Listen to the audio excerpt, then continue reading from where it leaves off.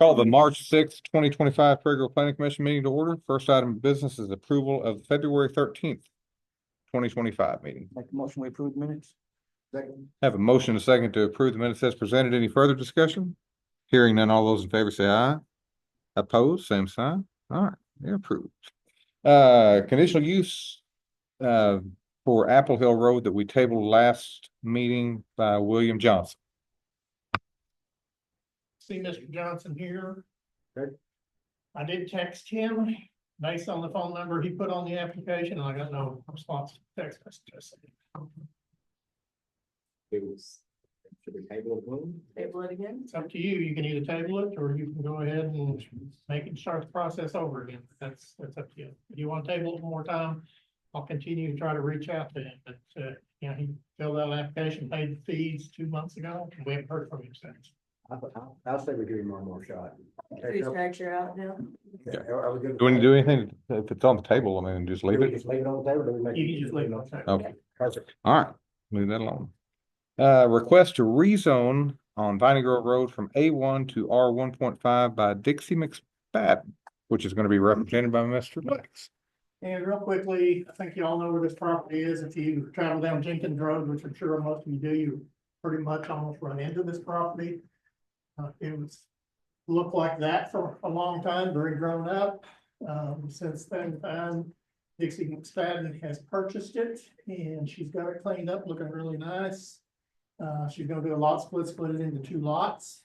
It's big enough for that. And this is all R15 zoning all the way around it.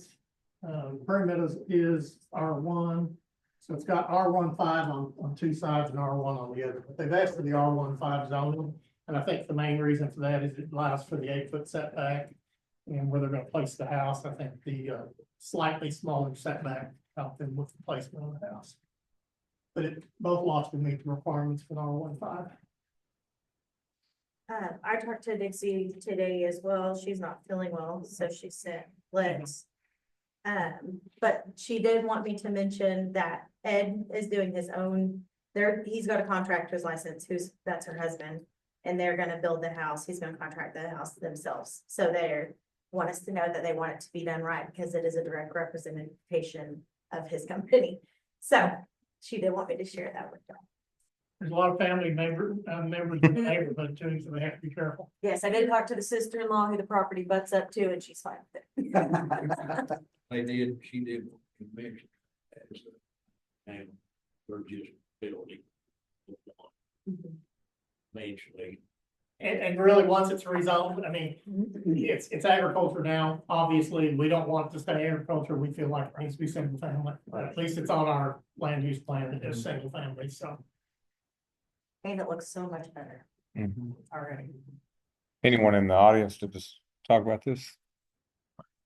I move we approve the request for zoning for Viney Grove Road from an A1 to R1.5 by Dixie McSpadden. Second. Have a motion and a second to recommend rezoning. Any further discussion? Hearing none, all those in favor say aye. Opposed, same side. All right, go to planning or go to the city council meeting on the what day? So next procedure is it will be on the city council agenda for the next meeting, which is a week from Monday. And they'll have an ordinance to approve. 17. 17. Patrick's Day. 16 right here. Just wear green. Wear green or get pinched, either one. Jesus, laughing. All right. Conditional use for the placement of a fireworks stand at 1753 Walnut Grove Road. This would be at Walnut Grove, which is the old 170 and Heritage Parkway. Mr. Helms, I'm the fireworks operator, not the landlord. you want to go ahead and at least tell them where it's gonna be placed? You got something, please? I have a drawing and I wasn't sure if I was supposed to submit it beforehand, so do you guys want to take a look at that? Sure. Oh, you come on up. You're fine. There's nothing. No one Permission to do it. will stop the door and tackle you. You can come up there and point too if you want, whatever's easiest for you. So that picture is before the buildings are set there, and so basically what we're gonna do is essentially set it fairly close to that front. Be the okay, I'm turned around. It'd be the northeast corner Except for there's a few pieces of equipment in that corner, so we'd be setting it, So you'd be on the Walnut Grove side. yes. Yeah. And so then, of course, fire marshal will probably require us to be 50 feet. You Yeah, fire marshal? Okay. 50 feet from, any of those buildings, so he said he would. Move want to those have back. us Move those. We do fireworks in other jurisdictions, so I generally know the Yeah, parameters. our procedure is you'll go ahead and apply, if approved, you'll be applying for a fireworks stand, which we have a special permit for that. And then part of that permit is the fire department needs to come out. How many days in advance, JC? Oh, what, 30 days is. 30 I days mean, in advance and or week in advance. Week before Once they you get it actually set, sell. Look at, make sure everything's okay. Okay. We'll have Placement it of tent, yeah. Typically set, June 10th through Yeah. 15th. We don't open until about 23rd. Yep. Well, what are the legal dates and? Yeah, and I'm not sure what they are this year. Okay. I mean, is it, Call me at the office and I can look it up for you. okay, what's your name? Larry, Larry. City Hall. Okay. And I only work Monday, Tuesday and Wednesday, so don't call me tomorrow. Yeah. But like I said, we typically, fire marshal inspection usually is after we're set up, correct? Mhm. After everything's set up, but you want to come. Yeah, out I would do before. first placement. I mean, as far as where you're going. Got Has he got plenty of places for parking on that side of the building? it. Quite a bit. Actually, there's too much concrete there, so we're having to find some grass real close to the road there because of what was there at one time. Yeah, we just wanna see where you're gonna Put concrete. Put the tent and then once you get it, I mean, everything's stocked and your signs and extinguishers up, we'll come and do an inspection. Get the official to. Mhm. green light.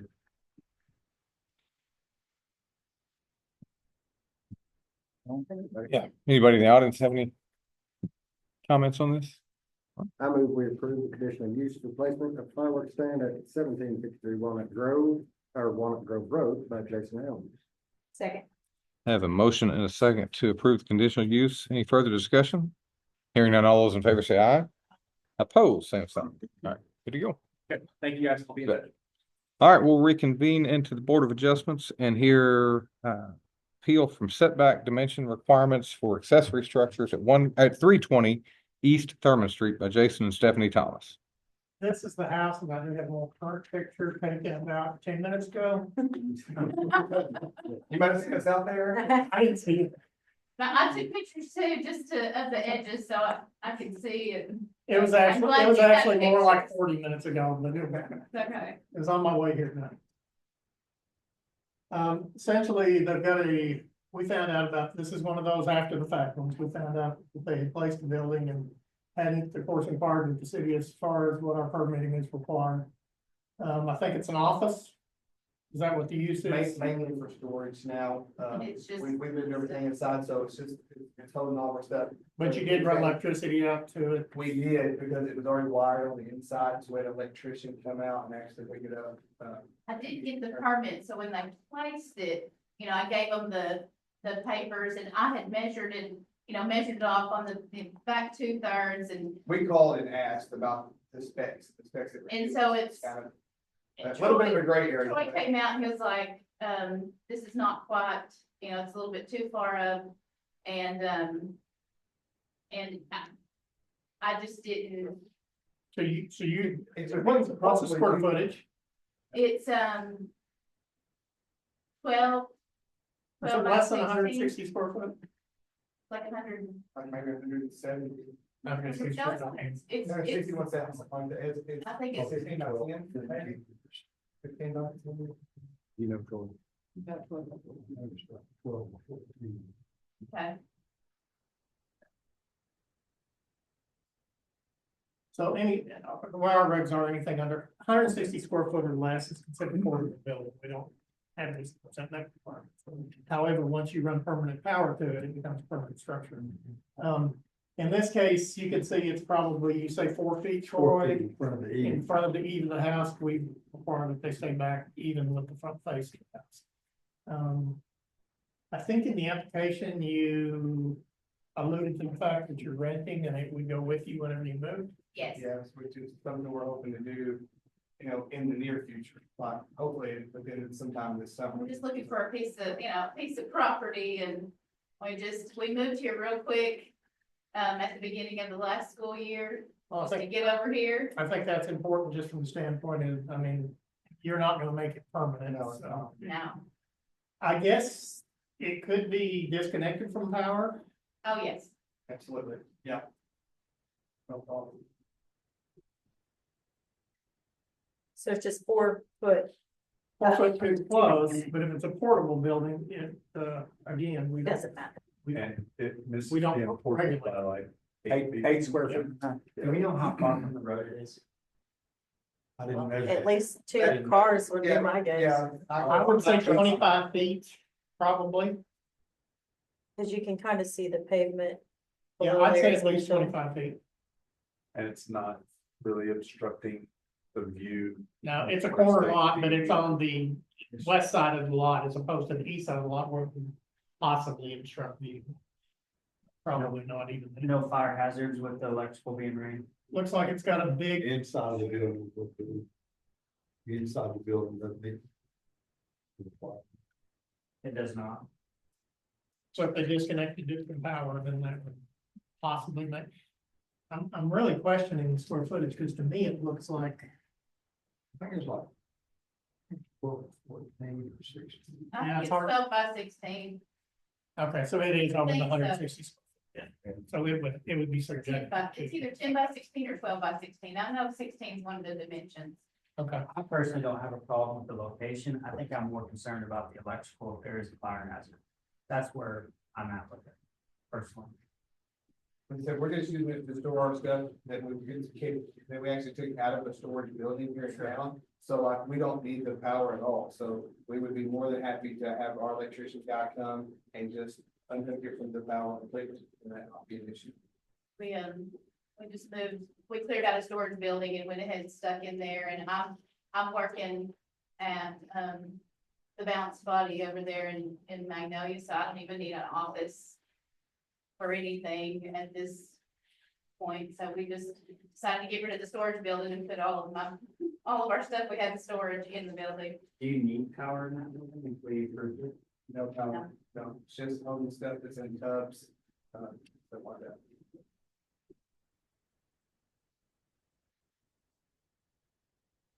You, you said you did call City Hall, you called and got the requirements? She called, and they Well, said- I applied for the permit to set the building, but when I had the electric ran, he didn't pull it. I think Todd said, or Troy said it was called pulling a permit.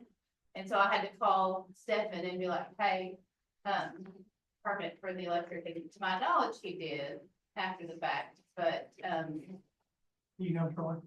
He got it permit after the fact. For the building or for the electric? I got a permit for the building itself initially before it was ever set. And they told her that it had to be, couldn't be so close to the back end of the property, it had to be In the on the back back two-thirds 2/3 of the property. And 8 so feet, you or just kind of measured, okay, the spot's this big, so the back 2/3 would be here. Did you measure from the edge of the road? I'm not sure where she measured, she didn't measure it, she did all that stuff. I measured from the fence, the dimensions of the fence and measured forward, Yeah, like, and then. I'll be real honest and I'll be, transparent with you. I didn't know any of this information until just now, so. That you had contacted City Hall. She said it, because we were worried that it, where it could actually be, how close it could be to somebody else's property or those. Typically, if somebody calls me and talks to me, usually I'm pretty clear and tell them, keep it back at least with the front face of the house. But I don't know who you talk to, but The secretary at City Hall, and then I signed she gave me a card to put out there for the. There's a post. Is that the right thing? she probably gave you some kind of a placard or a placard, okay. Put out there, and then it had instructions about the dimensions of the building, and it had to be so many feet away from a fence line on, anywhere there's a fence, and then in the back 2/3 of the lot, and, but there's not a backyard to the house, which is why it's even in the, Yeah, you've got a big side yard, but you've got a small back. That's right, yard. about 10 feet maybe just go from our house to the fence. So we're like, okay, so getting it to the front of the house, past the front of the house was hard, to not have it a few feet past that, because otherwise you're in violation of all of the back 2/3 part. But we'll do whatever needs to be done, I mean, regardless, My recommendation probably has changed a little bit just talking, because I think you were probably confused from the information that you got. I just focused on it being in the back 2/3 of the yard. And so when the people got there to set it, I gave, I told them the dimensions and was like, here is the spot. It has to be behind this point and put it on the most level spot. Because there was some piles of dirt in the back corner and it was not very level. And so I left. It was obstructing something or too close to a property other than theirs or making it not visible, I mean, then I'd be like, no. But this one's almost, there's just not anything that, other than the mistake that is wrong. The 4-foot mistake. The 4-foot mistake, which with a smaller backyard and having the house further back, that promotes that mistake even more. If the house was probably centered, that would probably be fine, it probably wouldn't even be an issue, but.